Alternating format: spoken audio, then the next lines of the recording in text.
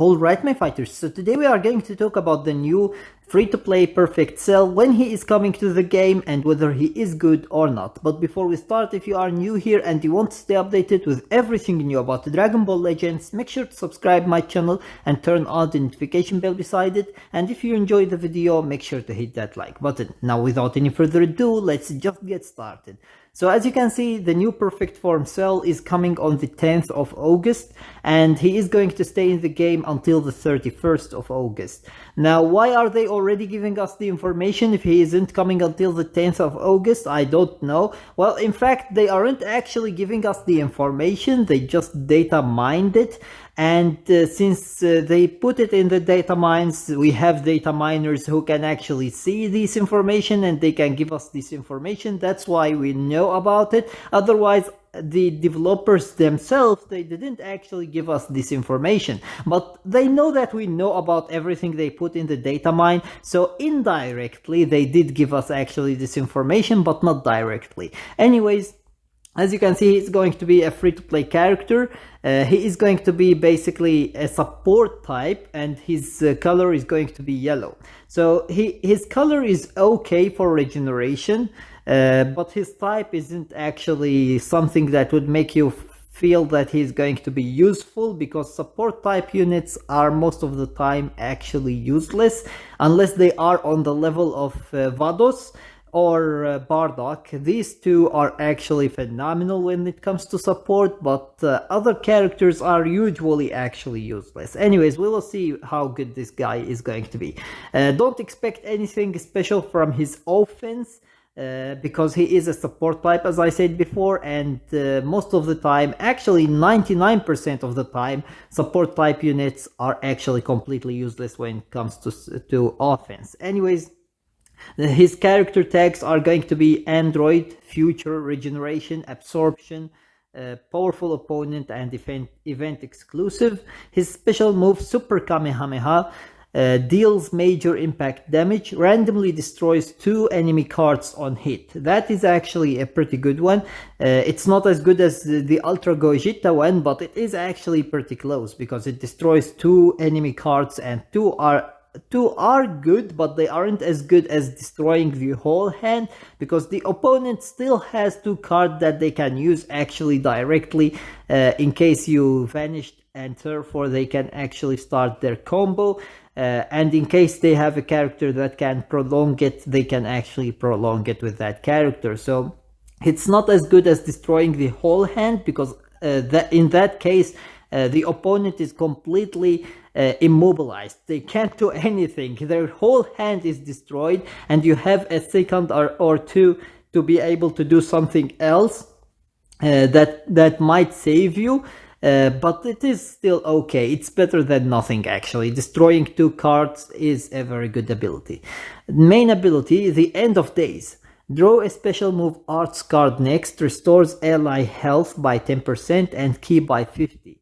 Cancels enemies attribute upgrade and buff effects. Inflicts all enemy with attribute downgrade plus 30% to damage received for 20 timer counts. So it's typical support type character main ability. It restores ally health, it restores ki, it draws a special move art. That is actually a pretty phenomenal thing.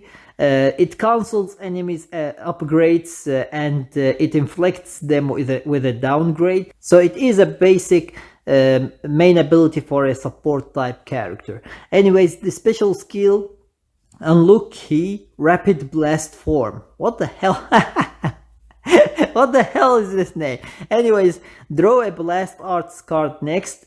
Every special skill that draws a card, no matter what that card is a very good special skill.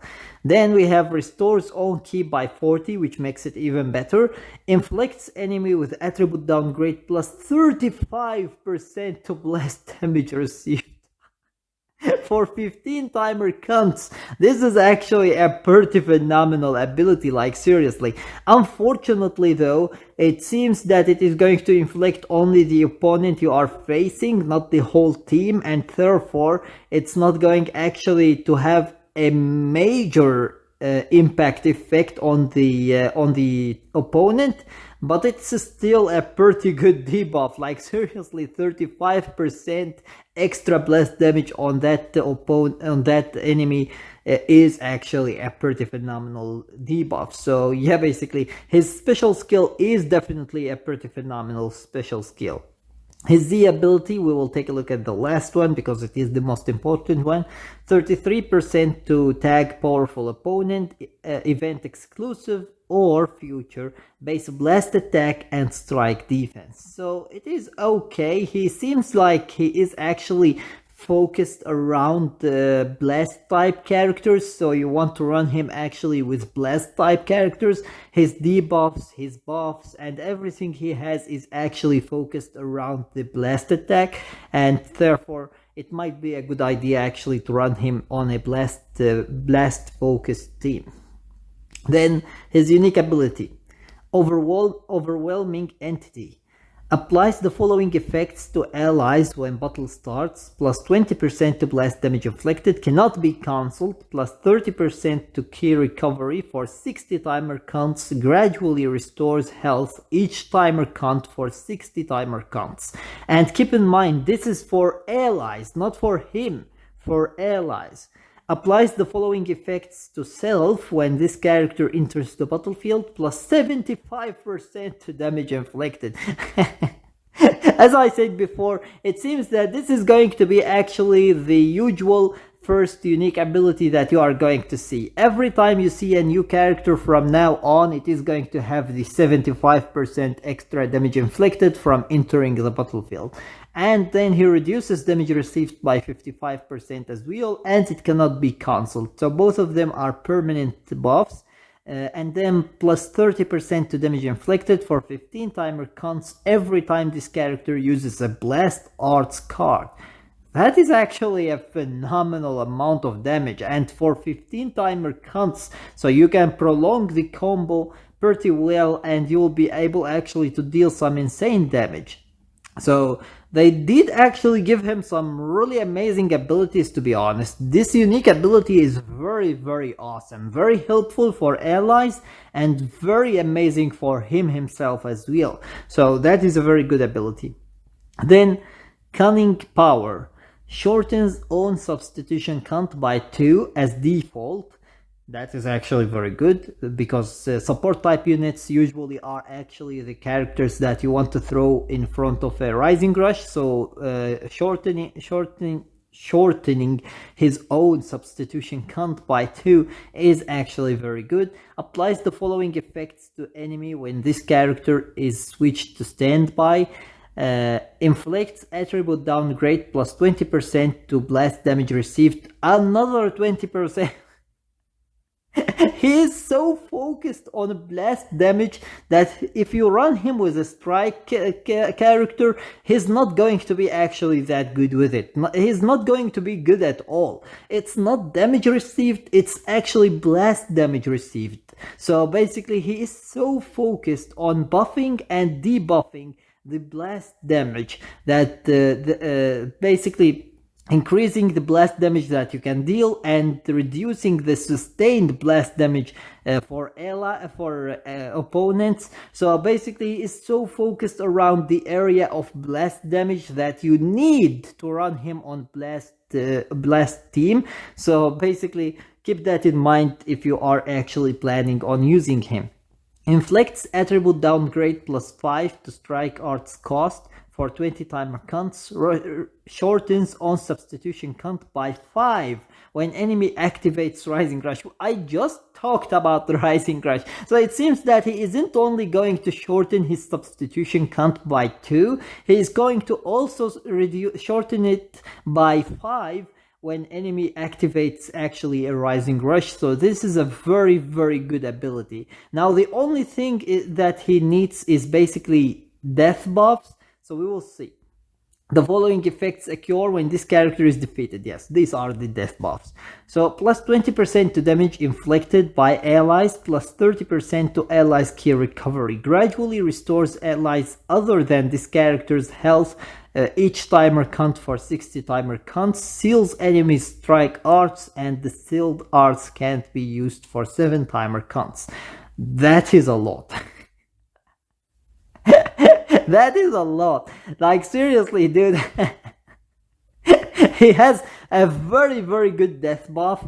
Even if it is just the extra damage and the extra key, that is actually more than enough, but I believe that all of the rest is also actually for his death buff. Otherwise, how is he going to do it? There is no description for how he is going to get these buffs, and therefore I think that it is actually for the death buff. So it's actually a pretty phenomenal death buff. That is a very good one. He is actually, I would say he is a very good supportive type unit. I know that he isn't going to do that much damage. That is going to be actually his main weakness.